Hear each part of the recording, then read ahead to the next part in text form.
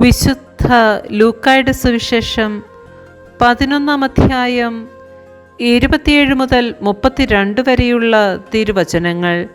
മഹത്തായ ഭാഗ്യം.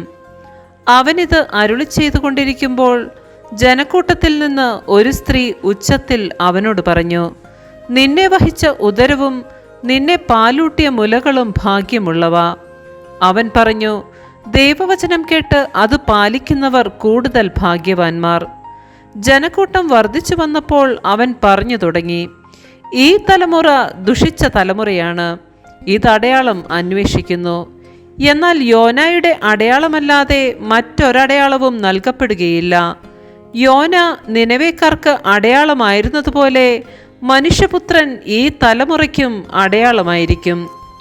ദക്ഷിണദേശത്തെ രാജ്ഞി വിധിദിനത്തിൽ ഈ തലമുറയിലെ ജനങ്ങളോടൊപ്പം ഉയർപ്പിക്കപ്പെടുകയും ഇതിനെ കുറ്റം വിധിക്കുകയും ചെയ്യും. എന്തെന്നാൽ സോളമന്റെ വിജ്ഞാനം ശ്രവിക്കാൻ അവൾ ഭൂമിയുടെ അതിർത്തിയിൽ നിന്നു വന്നു. എന്നാലിതാ ഇവിടെ സോളമനേക്കാൾ വലിയവൻ.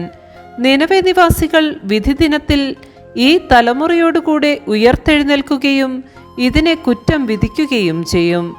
എന്തെന്നാൽ യോനയുടെ പ്രസംഗം കേട്ട് അവർ പശ്ചാത്തപിച്ചു. എന്നാലിതാ ഇവിടെ യോനയേക്കാൾ വലിയവൻ.